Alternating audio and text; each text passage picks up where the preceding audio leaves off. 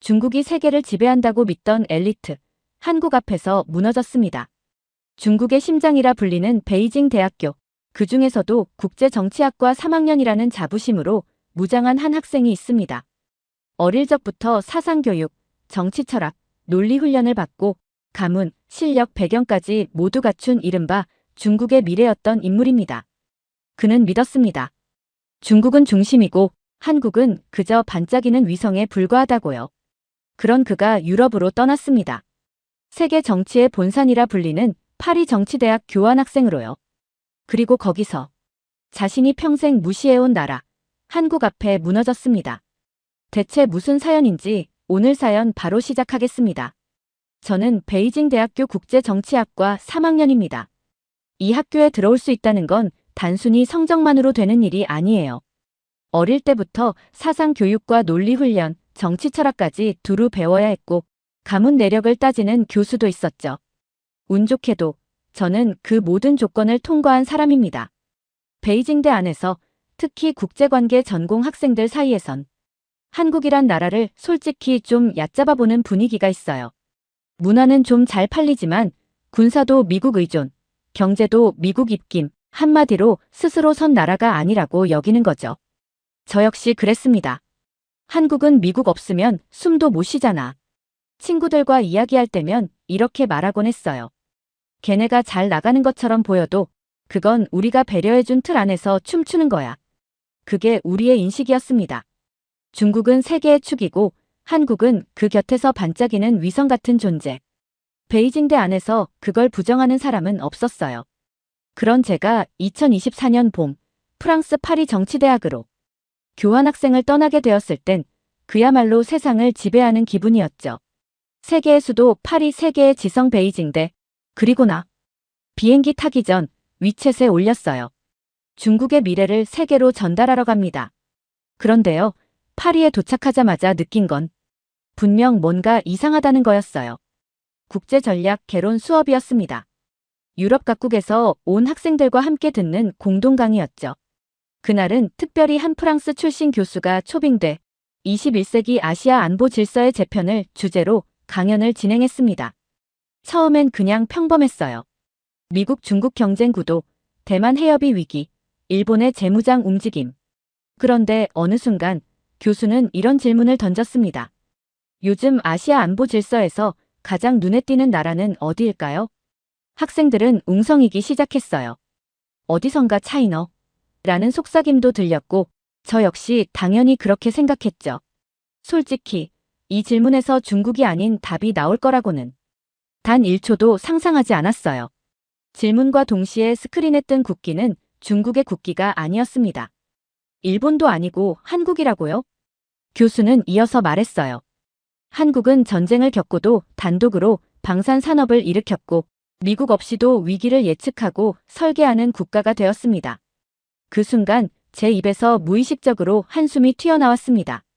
그건 한숨이라기보다는 모욕감에 가까운 반응이었어요. 속에서부터 치밀어 오르는 이 이상한 감정. 분명 한국이 뭔가 대단한 걸 해냈다는 설명이었는데 저는 그 설명을 듣고 불편해졌어요. 뒤에서 어떤 유럽 학생이 귓속말을 하는 게 들렸어요. 중국이랑 한국 비교하면 한국 애들 기분 나빠할 것 같은데 중국 애들 듣겠다. 조용히 말해. 정말 귀가 뜨겁더군요. 솔직히 말해서 태어나서 한 번도 한국에 뒤처진다는 생각을 해본 적이 없습니다. 역사적으로도 문화적으로도 기술적으로도 우리는 언제나 중심이었죠. 그런데 그날 처음으로 수치심을 느꼈어요. 그날 밤 룸메이트에게 이 상황을 이야기하며 말했습니다. 한국은 미국 없으면 뭐 하나 제대로 못하잖아. 그 말을 하면서 조금 이상한 감정을 느꼈어요. 왜 내가 이렇게까지 한국에 대해 말하면서 속이 쓰린 기분을 느껴야 하는 걸까? 국제전략 개론 수업 이후였어요. 제 귓가에 한국이라는 말이 너무 자주 들리기 시작한 게요. 처음엔 우연이라고 생각했습니다. 정치대학이니만큼 국제정세, 동북아 이슈가 주로 다뤄지는 건 당연했죠. 그런데 그게 하루 이틀이 아니더군요. 국제안보론 수업에선 인도 태평양 전략에서 가장 능동적인 국가는 한국. 경제전략 수업에선 K디지털 수출, 유럽 진출 가속화.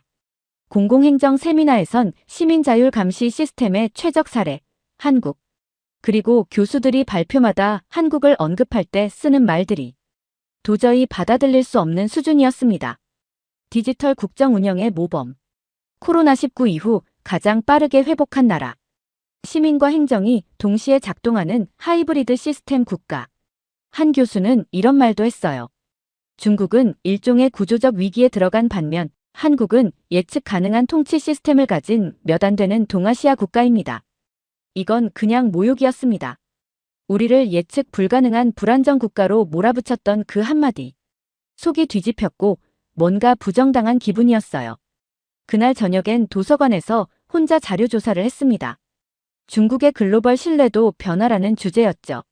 그런데 웬걸요? 세계경제포럼, 프랑스 국제관계연구소, 유럽투자은행 보고서까지 중국과 비교할 때 전부 다 한국을 예로 들고 있었습니다. 하나는 이렇게 적혀 있었어요.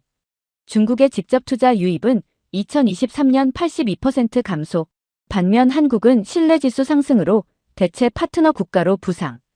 또 다른 보고서는 이렇게 말했죠. 중국은 법적 예측성과 정치 중립성이 결여돼 있으나 한국은 국제 중재 및 투명성에서 2위 그룹에 위치. 지금 뭐 하는 거지? 왜 이 나라 사람들이 다 한국 얘기만 하지? 당황스러웠어요. 진심으로 혼란스러웠습니다. 룸메이트였던 네덜란드 친구에게 불쑥 물었어요. 솔직히 너네 나라에서도 한국이 이렇게 잘 나간다는 이미지야? 그는 태연하게 말했습니다. 작지만 확실한 나라. 우릴 위협하진 않는데 믿음은 가는 나라. 농담 아니었습니다.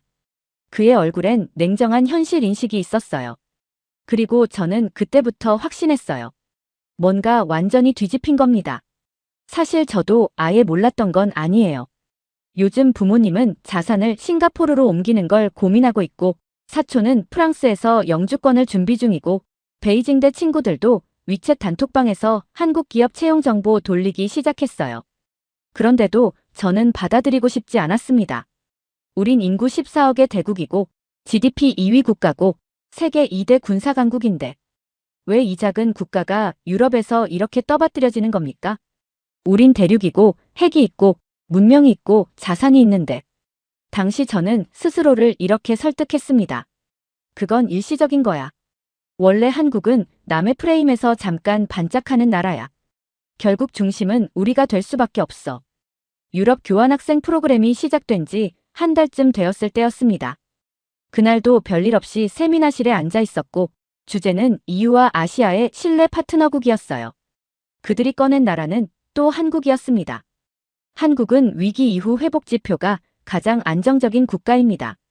이유는 한국을 위기 발생 시 자동 조율 가능한 파트너로 간주합니다. 저도 모르게 손끝에 힘이 들어갔어요. 발표자가 넘기는 슬라이드마다 한국이라는 글자가 화면을 도배하고 있었거든요. 심지어 중국 관련 페이지에는 이렇게 쓰여 있었습니다. 중국은 내부 정치의 불확실성, 통제 기반 정책, 투자 신뢰도 저하 등으로 유럽 내 신뢰 점수가 2023년 기준 34점으로 하락. 그리고 바로 그 아래에는 한국은 시민 기반 디지털 정부 신뢰지수 81점. 모욕도 지나치면 무덤덤해진다고 하죠. 그 순간 제 감정은 부끄러움이나 혼란을 넘어 질투로 바뀌고 있었습니다. 저 정도로 받아줘야 할 나라였나? 쟤네가 도대체 뭘 그렇게 잘했지?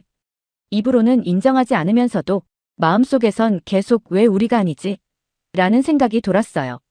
정말 웃긴 일이지만 그날 점심시간에 우연히 마주친 한국인 교환학생이 식당에서 프랑스 친구들 사이에 둘러싸여 있는 걸 봤습니다. 그 친구가 말하고 있는 주제는 한국의 전자정부 시스템이었어요. 한국에선요, 온라인로 병원 예약부터 부동산 등기까지 다 되죠. 코로나 때도 QR코드로 감염 경로 추적 다 가능했어요. 물론 사생활은 보호되고요. 프랑스 친구들은 눈을 동그랗게 뜨고 믿을 수 없어 라며 감탄했죠. 그 장면을 보는데 뒷목이 당기는 것 같았습니다. 중국은 코로나 때 아파트 문이 용접되고 도시 전체가 강제로 봉쇄됐고 배달원이 빵을 던져놓고 도망가던 영상이 수천만 회를 넘었어요. 억울했어요. 그리고 인정하기 싫었습니다. 그날 밤 룸메이트가 제게 물었어요. 중국도 디지털화돼 있지 않아? 저는 반사적으로 대답했죠. 그거 다 감시용이잖아. 그 순간 저도 모르게 화들짝 놀랐습니다. 우린 기술을 통제했었고 한국은 생존과 신뢰에 썼어요. 똑같은 기술인데 용도가 달랐던 거예요. 알고 있으면서 모른 척 하고 싶었던 거였죠. 그때부터 저는 한국 관련 자료들을 일부러 찾아보기 시작했습니다. 하지만 절대 입 밖으로는 말 안 했어요. 밤마다 인터넷에서 K-팝, K-푸드, K-드라마, 한국형 디지털 여권, 유럽 도입 추진, 세계 1위 수출 품목 77개, 한국 3위 진입. 이런 뉴스가 쏟아졌어요. 웃긴 건 저도 모르게 그 영상들을 저장하고 있었다는 겁니다. 그리고 깨달았어요. 나는 지금 한국을 연구하는 게 아니라 한국을 쳐다보고 있는 거구나. 그날도 평범한 수업이었어요. 주제는 지정학적 위기 속 국가 전략이었죠. 발표자는 독일 출신 박사과정 연구원이었고 그는 스크린에 이렇게 적어두었습니다. 한국의 대응 전략. 저는 처음엔 저 문장을 보고 피식 웃었어요. 그래, 또 시작이군. 러시아 우크라이나 전쟁 이후 유럽 방산 시스템의 새로운 협력국으로 한국이 부상했습니다. K9 자주포, K2 전차, 천무 MLRS는 유럽 내 실전 배치 논의 중이며 기존 서방 무기보다 빠르고 정확하며 결정적으로 가격과 유지비가 낮습니다. 유럽에 한국 무기를 배치한다고요? 그건 진짜 처음 듣는 얘기였어요. 중국은 같은 시기 러시아 편향 노선과 내부 경제 통제로 인해 전략적 고립이 가속화됐습니다. 특히 유럽 내 불신 지수가 크게 높아졌습니다. 진짜 그 발표 내내 제 눈엔 무기 사진만 들어왔습니다.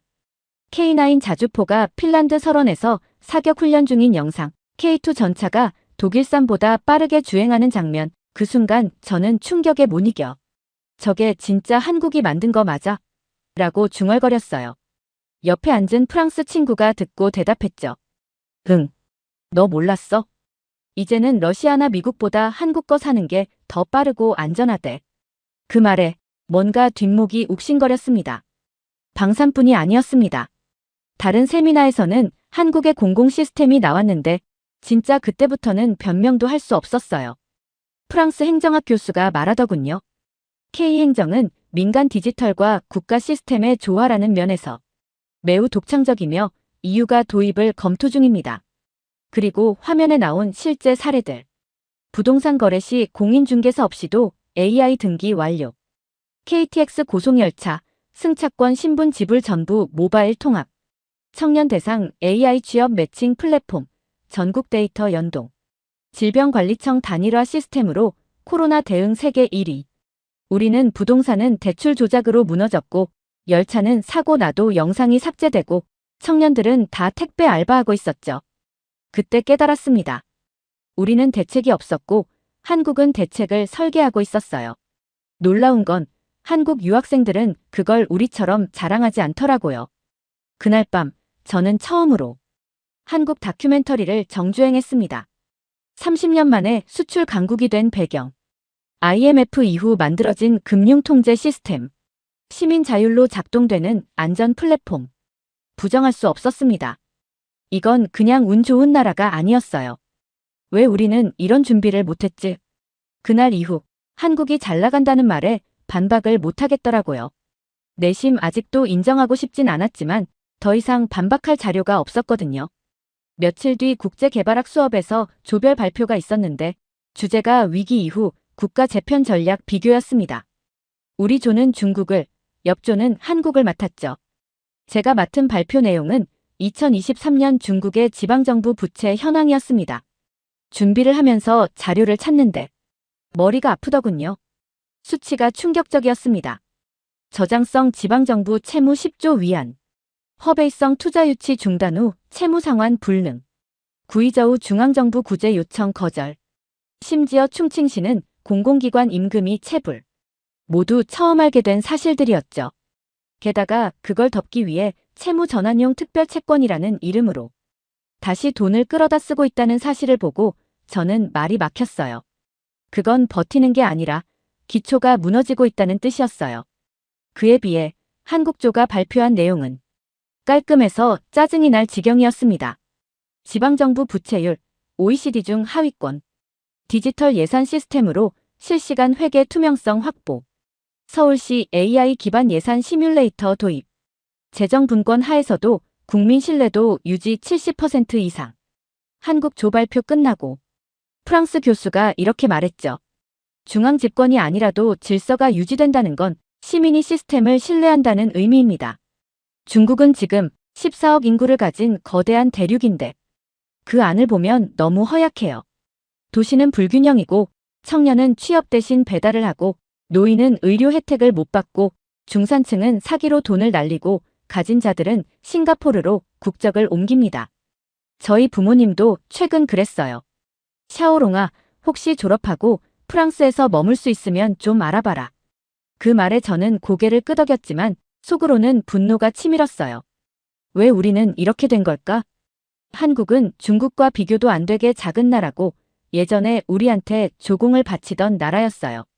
그런데도 저들은 정치가 민심을 무서워하고 공무원이 욕을 먹으면 물러나고 국민이 나라를 견딘다고 해요. 우리는 지도자를 비판하지 않습니다. 아니, 정확히 말하면 못해요.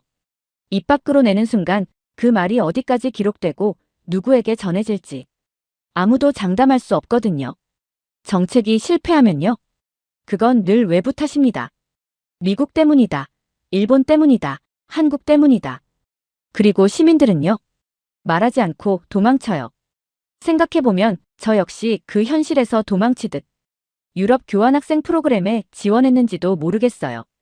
당시엔 공부하고 싶어서라고 스스로 합리화했지만 지금 돌아보면 그게 전부는 아니었던 것 같아요.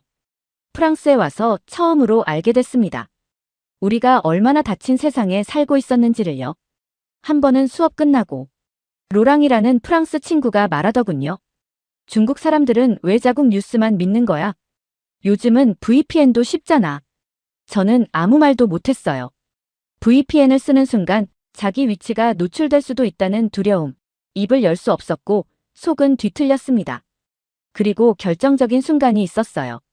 프랑스 TV 뉴스에서 멕시코 국경으로 향하는 중국인들을 다룬 특집이 방영된 거예요. 영상 속 그들은 고속버스에 오르며 웃고 있었고 멕시코 도착 후엔 자유를 위해 국경을 넘겠다고 인터뷰하고 있었어요. 제 눈앞에서 일어나는 일인데 중국에 있었더라면 절대 몰랐을 거예요. 그날 밤 저는 찾아봤습니다.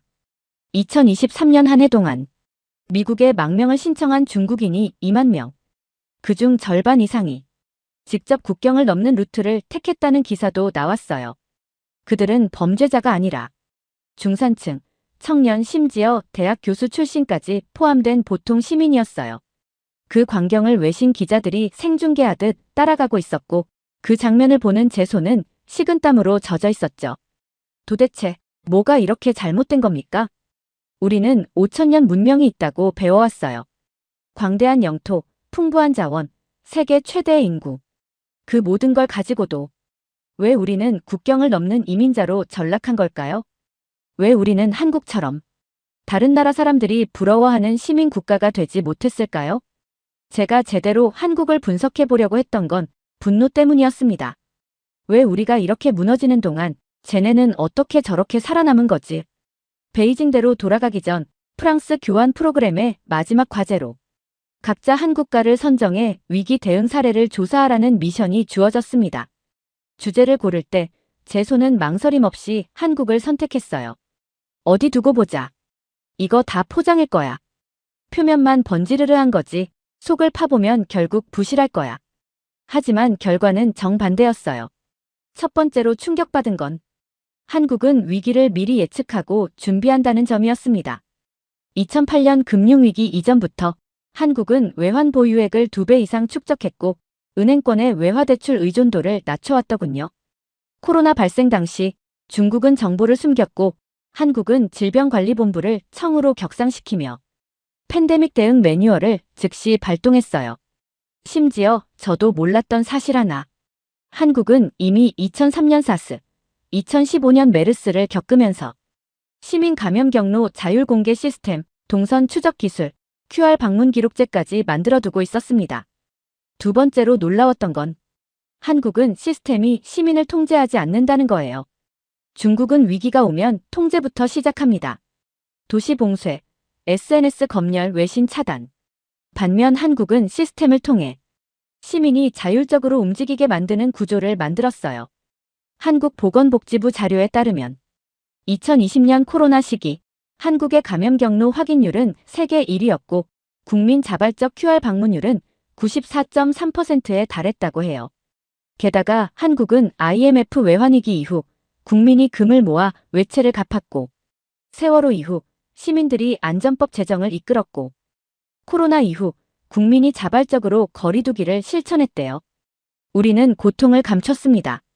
공식적인 사과도 책임자 처벌도 없었고 고통을 잊고 사는 걸 미덕이라 배웠어요. 우리는 망각했고 그들은 기억했고 그 차이가 지금의 격차가 되었더군요. 제 리포트는 A+를 받았습니다. 교수님은 덧붙여 말했어요. 중국 학생이 이렇게 냉정하게 한국을 분석할 수 있다는 게 놀랍고 인상 깊었습니다. 칭찬이었지만 한참 동안 아무 말도 할 수 없었어요. 그날 밤 룸메이트가 말했습니다. 혹시 한국 유학 생각해 본 적 있어? 그 질문에 대답하지 못했어요. 하지만 제 마음속 어딘가에서 그럴 수도 있지 않을까라는 묘한 감정이 피어오르고 있었어요.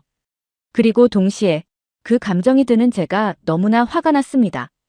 왜 이 감정을 우리가 만들어내지 못했을까? 저는 한국을 비웃은 적이 많이 있습니다. 반도국가, 분단국가, 미국 의존국. 학교에서 토론할 때도 위챗 커뮤니티에서도 한국을 언급하면 늘 웃음부터 나왔습니다. 문화 좀 팔리는 나라지. 미국이 빠지면 아무것도 아니야. 중국 없었으면 반도 전체가 날아갔을걸. 그게 우리가 공공연히 갖고 있던 우월감이었어요. 그런데 지금 저는 유럽이라는 중립 무대 위에서 그 나라를 가만히 지켜보고 있습니다. 뉴스 속에서, 보고서 안에서, 교수의 강의 속에서, 심지어 주변 사람들의 입을 통해서 계속 한국이 반복되고 있었습니다. 처음엔 무시했고, 나중엔 당황했고, 그 다음엔 질투했고, 결국 그 나라가 무서울 정도로 궁금해졌습니다. 처음엔 조심스럽게 한국 행정 시스템, 한국 문화 같은 키워드였지만 점점 검색어가 바뀌었습니다. 한국 전쟁 생존사, IMF 금 모으기 운동, 한국 고속철도 개발사, 한글 창제와 보급. 그러다가 어느 순간 멈췄습니다.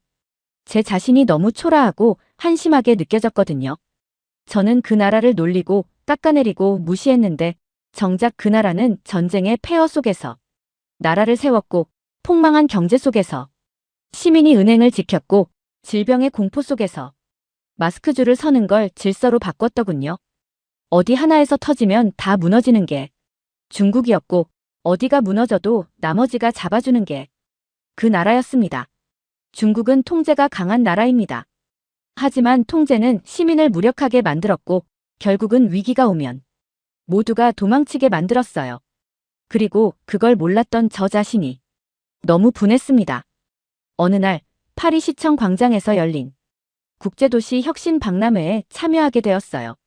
한국 부스는 스마트 시티를 주제로 운영되고 있었고 줄이 가장 길었습니다. 전 세계 참가자들이 한국의 교통체계, 행정앱, 시민 AI 참여 플랫폼에 진심으로 놀라고 있었죠. 옆에서 서양인 남성 한 명이 휴대폰으로 실시간 촬영을 하면서 이렇게 말하더군요. 한국은 시민과 기술 사이의 균형을 제도화한 유일한 아시아 국가입니다. 그 말이 귓가에 계속 맴돌았어요. 우리는 중화문명, 유교문명, 철학의 나라라고 자부했지만 그 안엔 국민이 빠져 있었어요. 지도자만 기억했고 그들은 국민 모두가 기록되고 있었습니다. 저는 그날 밤새 잠을 이루지 못했습니다. 비웃었던 나라가 세계에서 가장 빠르고 질서 있는 공동체가 되었고 그걸 이제야 깨달은 제가 부끄러웠고 그래서 더 잊히지 않았습니다. 파리에서의 마지막 주, 저는 베이징대에 복귀할 준비를 하고 있었습니다. 짐을 싸고 책을 정리하고 교환학생 보고서 마지막 문단을 쓰던 중이었어요.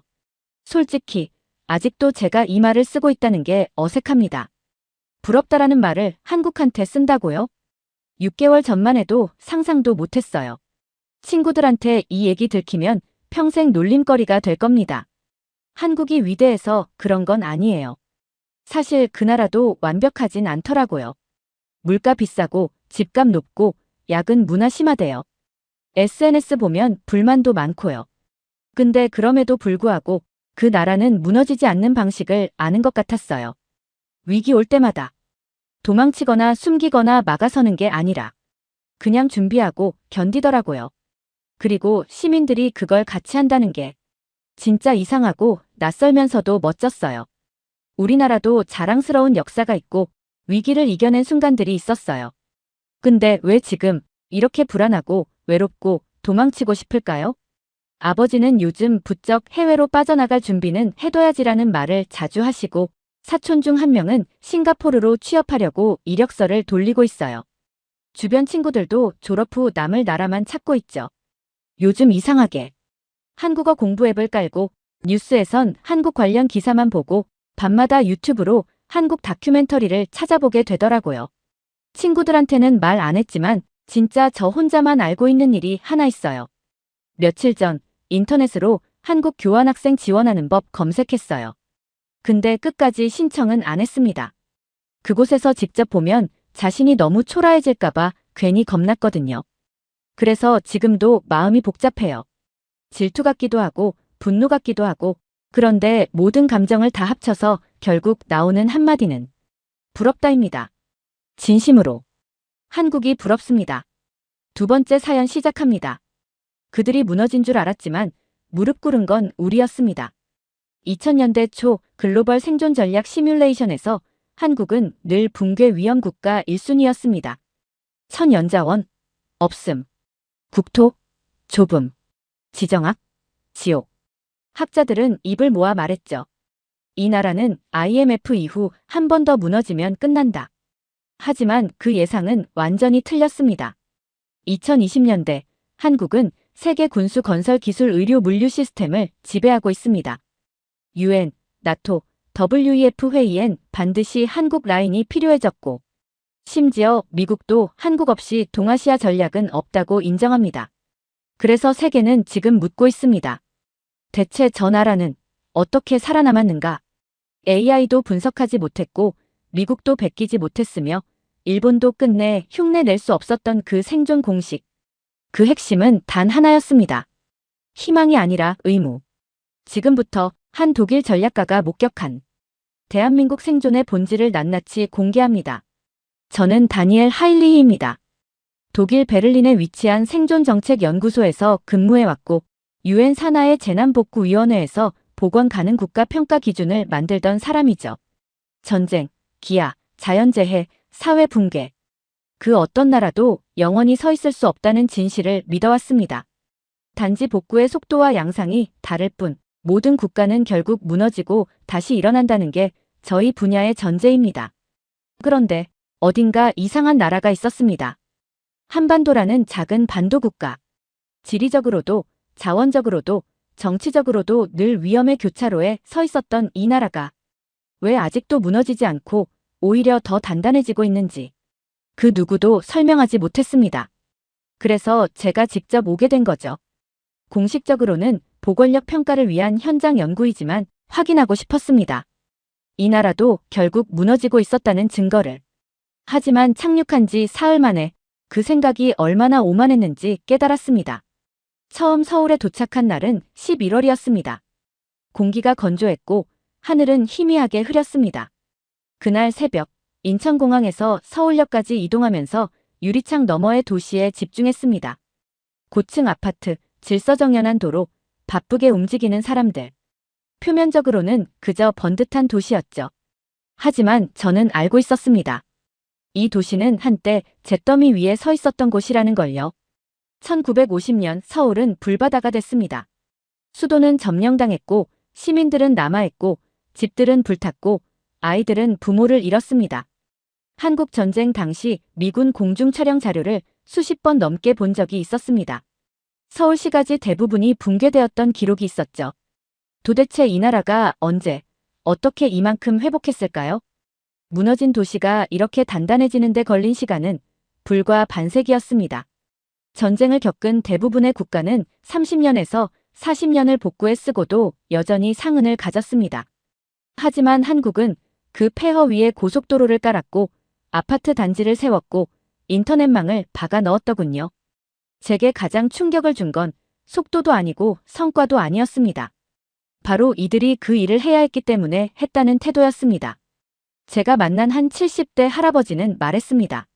그때요. 무너졌다고 생각 안 했어요. 그냥 다시 지어야지 그 생각뿐이었죠. 그들은 누구의 지시를 받은 것도 아니었고 국가가 복구 계획을 세우기도 전에 삽을 들었고 군인도 공무원도 아닌 시민들이 먼저 움직였다는 기록들이 쏟아졌습니다. 부산 인근 한 폐교터에서 만난 역사 연구자에게 들은 말이 아직도 기억납니다. 전쟁 직후 학교가 무너지자 마을 사람들이 자기 손으로 다시 짓기 시작했어요. 아들, 딸이 배워야 하니까요. 그게 국가의 일인지 국민의 일인지 따지지 않았다고 합니다. 그냥 안 하면 안 된다는 생각이 전부였다고. 저는 그 순간 하나의 충격을 받았습니다. 생존이라는 개념 자체가 한국에선 좀 다르게 작동한다는 걸요. 유럽에서라면 도시가 폐허가 되면 시민들은 국가를 향해 소리칩니다. 왜 안 도와주냐고, 언제 고쳐줄 거냐고 말이죠. 하지만 이곳은 달랐습니다. 이들은 국가가 오기 전에 자기들이 먼저 움직였고 그것이 누군가의 책임이 아니라 자기 몫이라는 걸 너무 당연하게 받아들이고 있었어요. 심지어 그 시절 삽도, 포크레인도, 크레인도 없었습니다. 맨손으로 돌을 옮기고 진을 그리고 나무를 세우며 그들은 다시 마을을 일으켰다고 합니다. 이건 절대 기적이 아니죠. 기적이라면 감동받고 박수치면 되지만 이건 누군가의 책임으로 이루어진 구조물이었거든요. 서울의 야경을 처음 본 날 밤, 저는 숙소 옥상에 올라가 도시를 내려다보았습니다. 아름다웠습니다. 그런데 이상하게도 눈물이 날 것 같았어요. 이 모든 빛들이 희망이 아니라 책임진 사람들의 의무감이 만든 결과라는 걸 깨달았기 때문이죠. 그 어떤 국가도 폐허 위에서 이토록 조용하게, 그러나 단호하게 다시 일어서지는 못했습니다.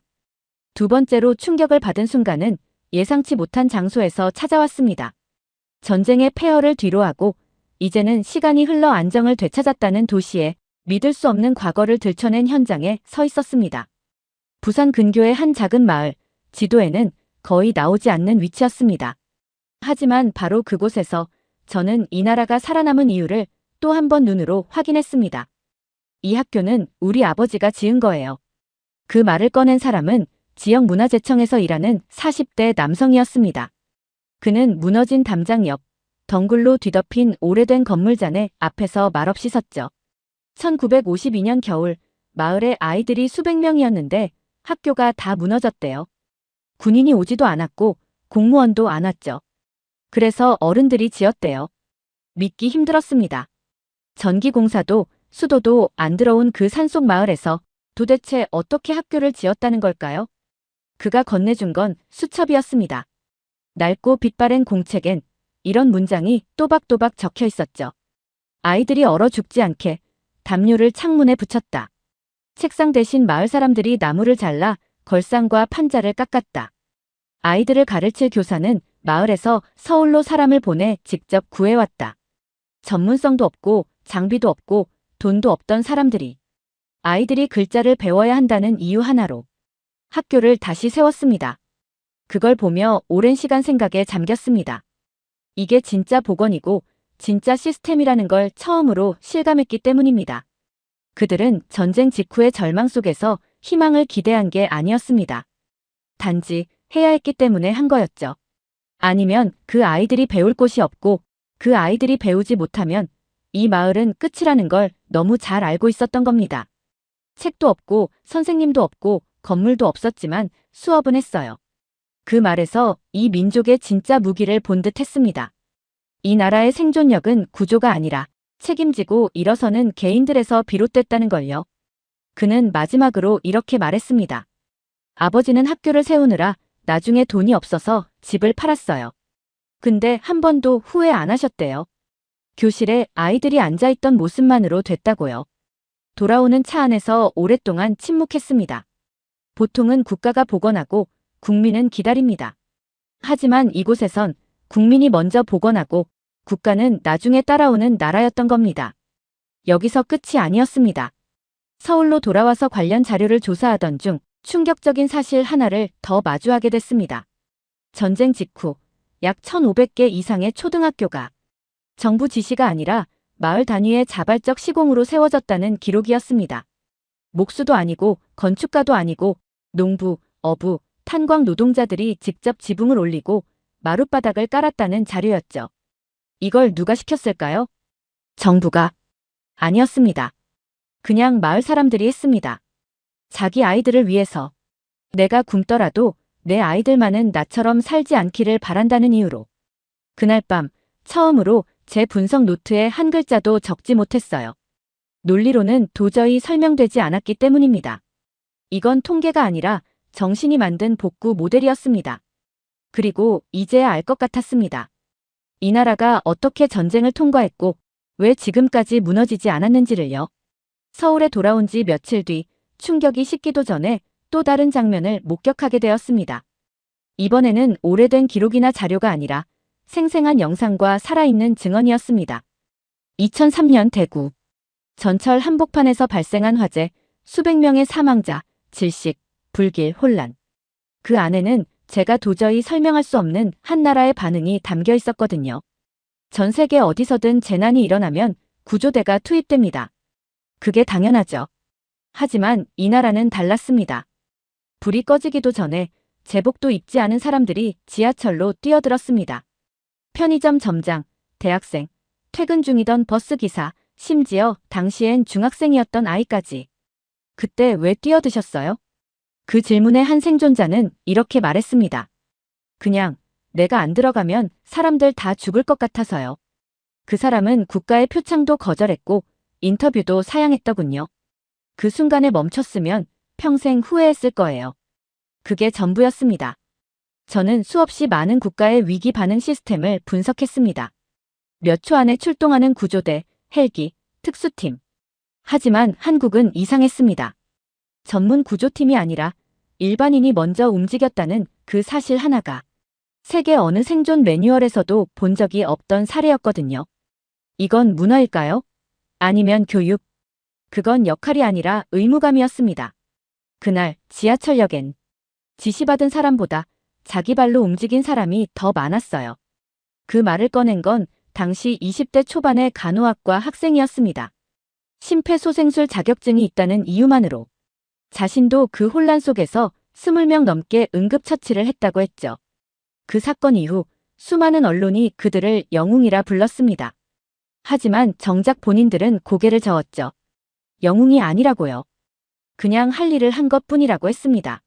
한 노숙인이 당시 자신도 구조에 가담했다는 이야기를 들려주었을 땐 말문이 막혔습니다. 나 같은 놈도 도울 수 있었어요. 그 말은 찢어진 사회의 틈에서 튀어나온 희망이 아니라 남아야 할 자리에 대한 처절한 자의식이었습니다. 비명소리가 울려도 뛰었고 연기가 자욱한 터널 속에서도 누군가는 끝까지 손을 놓지 않았습니다. 이 나라 사람들은 그렇게 움직였습니다. 감정으로가 아니라 책임으로. 영웅이 되려고 한 게 아니라 누가 하지 않으면 아무도 못한다는 것을 너무나 잘 알고 있었던 겁니다. 지금도 대구역 지하철 역사 한쪽에는 그날 그들이 남긴 헌신이 사진과 이름으로 기록되어 있었습니다. 그중 절반은 아무 직책도 없는 평범한 시민들이었고 그 기록의 가장 마지막엔 이런 문장이 남겨져 있더군요. 누군가는 끝까지 그 자리에 있었다. 그 글귀 앞에서 스스로에게 되물었습니다. 과연 그 순간 나는 들어갈 수 있었을까요? 아마 못했을 겁니다. 그게 나라의 본질이라는 걸 이 나라에 와서 처음 배운 것 같았습니다. 세 번째 기록을 마친 뒤 한 가지 의문이 생겼습니다. 이들의 책임감은 어디서부터 시작된 걸까? 의무라는 감정은 학습될 수 있는 걸까? 누가 시키지 않았는데도 움직이는 사람들, 그들은 대체 어디서 그런 기준을 배운 걸까? 그 답을 찾기 위해 경기도 외곽의 작은 초등학교를 찾았습니다.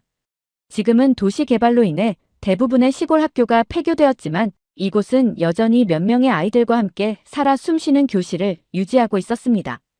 그리고 그 교실의 한가운데 한 사람을 만났습니다. 저는 박수님이라고 합니다. 올해로 68살이고요. 여기에서만 40년을 가르쳤습니다. 은퇴했지만 지금도 무료 방과 후 교실에서 자원봉사를 한다는 이분은 처음부터 끝까지 당연하듯 행동하시는 분이었습니다. 예전엔 교실이 없었어요. 마당에 돗자리 깔고 했죠. 겨울엔요? 방에 있는 연탄난로를 마을에서 가져왔어요. 창문은 없으니 비닐로 막고 바람 들어올 땐 애들이 종이로 막았죠. 그녀는 웃으며 말씀하셨지만 그건 웃을 이야기가 아니었습니다. 힘들어서 포기하고 싶은 적 없으셨어요? 제가 그렇게 묻자 그녀는 조용히 창밖을 보며 말했습니다. 글쎄요, 애들이 기다리니까 왔던 것 같아요. 이 나라는 교사가 수업을 하는 이유조차 의무였던 나라였습니다. 희망. 그 단어는 그녀의 어휘 속에 없었습니다. 단지 오늘 수업을 하지 않으면 아이들이 내일 아무것도 모른 채 자라날 것이고 그럼 이 나라엔 미래가 없다는 걸 너무나 잘 알고 있었던 사람. 박 선생님의 이야기 속엔 화려한 장학금도 없었고 수상 이력도 없었지만 가장 위대한 지속이 있었습니다. 그녀는 한 번도 결석하지 않았고 자신이 병들었을 때조차 마을 사람들이 등을 밀며 학교까지 데려다 줬다고 하셨습니다. 선생이 안 오면 학교가 문을 닫으니까요. 그곳은 제도나 시스템이 학교를 움직이는 곳이 아니었습니다. 한 사람, 단 한 사람의 의무감이 이 나라의 교육을 굴리고 있었던 겁니다. 이 나라에서 수업이란 시간표에 따라 움직이는 제도가 아니라 아이들이 나를 기다리고 있다는 감정에서 비롯된 행동이었던 것이죠. 다시 말해, 여기선 교사가 오면 학교가 열리고 교사가 쉬면 학교가 쉬는 나라였습니다. 그건 너무도 놀라운 일이었고 그 한 사람을 위해 마을 전체가 움직였다는 사실은 저에게 공공 시스템이라는 개념을 완전히 다시 쓰게 했습니다. 그녀와 헤어진 뒤 학교 건물 뒤편을 천천히 둘러보았습니다. 잔디가 자란 운동장, 낡은 정글짐, 그리고 마을 주민들이 직접 만든 듯한 작은 화단. 모든 것이 인위적이지 않았고 오히려 숨을 쉬는 듯 따뜻했습니다. 그날 저녁 박 선생님께서 주신 옛 교재를 넘겨보았습니다. 그 위에 아이들의 이름이 또박또박 적혀 있었고 받침 있는 글자는 이렇게 읽어요라는 문장이 적혀 있었습니다.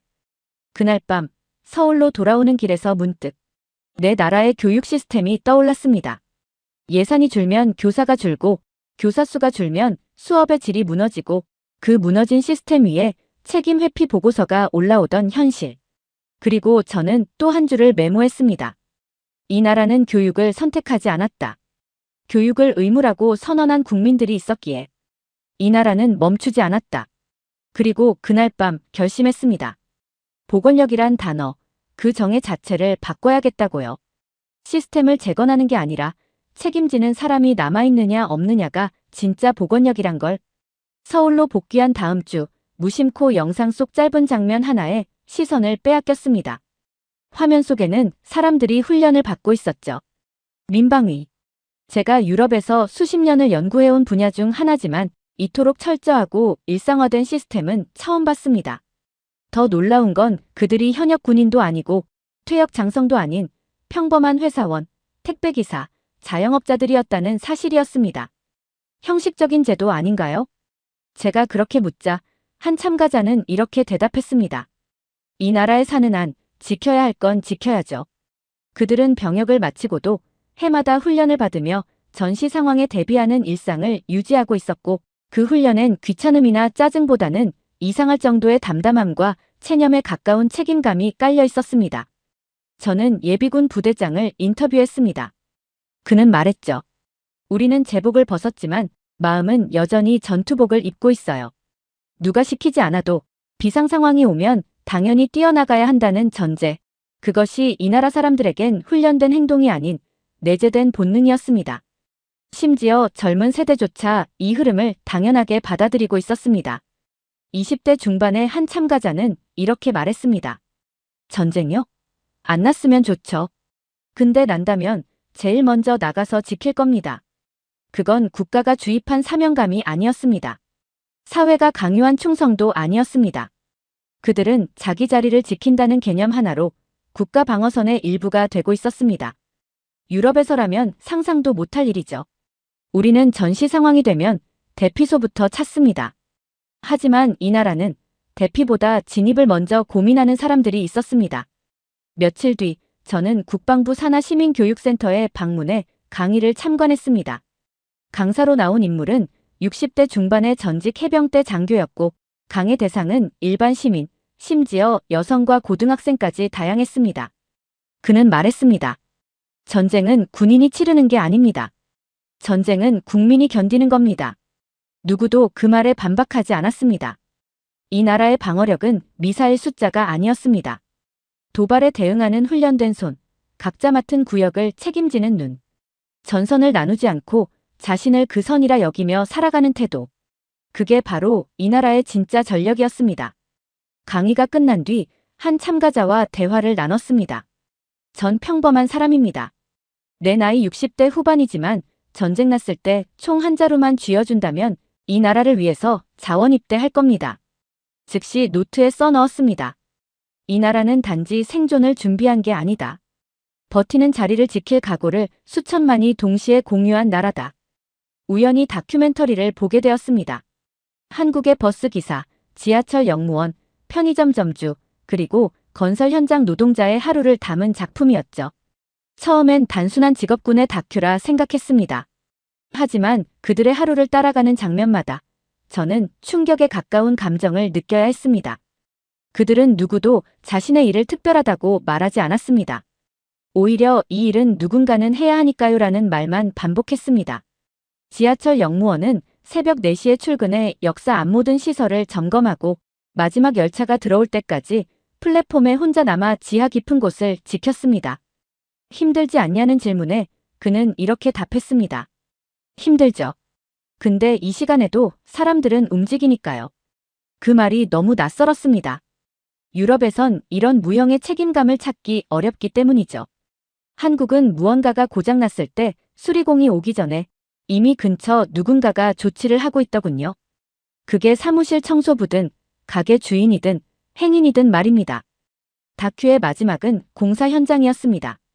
비가 오는 날 벽돌을 옮기던 60대 작업자가 말하더군요. 사람들 안 다치게 오늘 이 선 넘기긴 해야죠. 그는 손에 진흙을 묻힌 채 자기 안전보다 타인의 안전을 먼저 계산하고 있었습니다. 이건 한국 사회가 공유하는 무언의 합의였습니다. 내가 오늘 이걸 안 하면 누군가는 곤란해진다. 그 책임은 법에도 계약서에도 제도에도 적혀 있지 않았습니다. 하지만 이 사회는 그것을 너무나 당연하게 실천하고 있었죠. 그날 밤 공동체라는 단어를 사전에서 찾아 다시 읽었습니다. 공동체란 같은 이익을 위해 뭉친 사람들의 집단이라 적혀 있었지만 한국은 달랐습니다.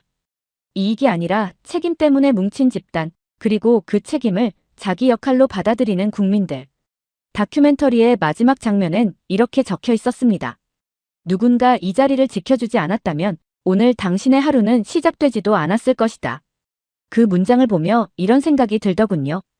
이 나라는 정이 아니라 냉정하게 자리를 지킨 책임으로 돌아가는 나라구나. 다음 날 저는 직접 다큐멘터리에 등장했던 편의점을 찾아가 보기로 했습니다. 서울 외곽 번화가와는 거리가 먼 작은 골목 어귀에 위치한 가게였죠. 그곳 주인은 밤새 근무를 마친 뒤에도 가게 정리를 쉬지 않고 하고 있었습니다. 조심스럽게 인사를 건넸고 다큐에서 인상 깊게 봤다는 말을 전했습니다. 그녀는 손을 멈추지 않은 채 이렇게 말하더군요. 새벽 5시에 손님 한 명이 꼭 와요. 그분은 새벽 청소하러 가는 분인데 여기서 간단하게 식사를 하고 가세요. 그 사람이 있기 때문에 내가 이 시간에 이 자리에 있어야 한다는 생각. 그게 한국이라는 사회를 움직이고 있었습니다. 한국인은 부탁받기 전에 움직인다.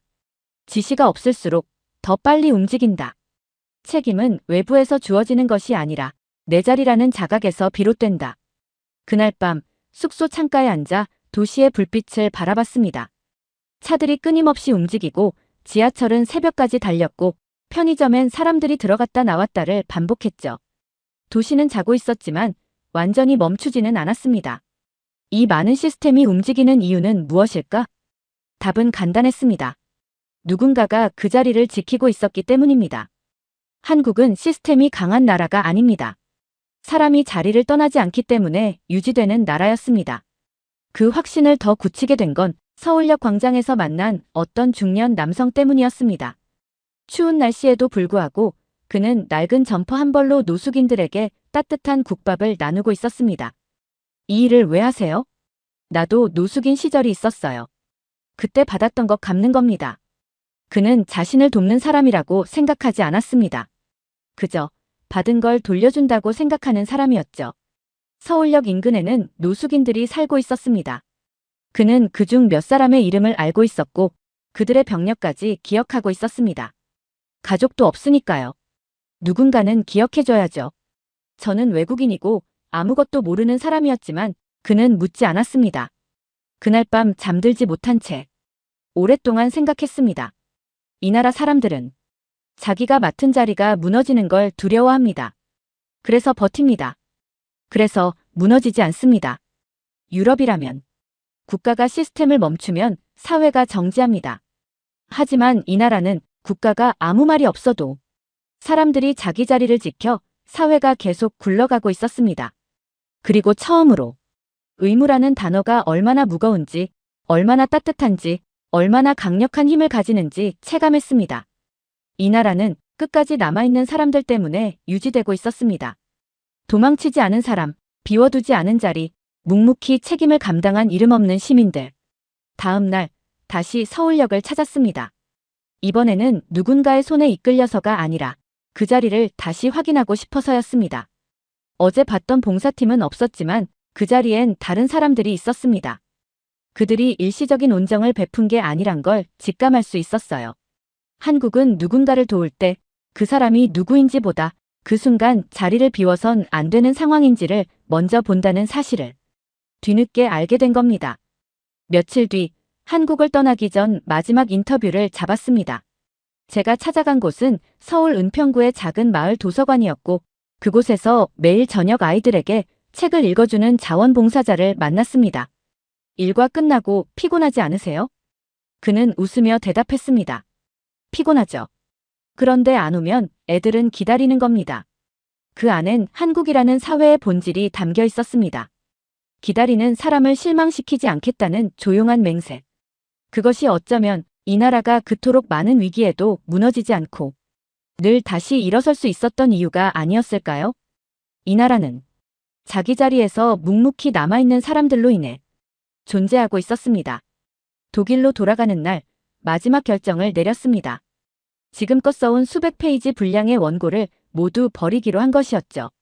이 나라에 처음 왔을 때 가지고 있던 잣대와 분석 기준으론 한국을 설명할 수 없다는 걸 인정해야 했기 때문입니다.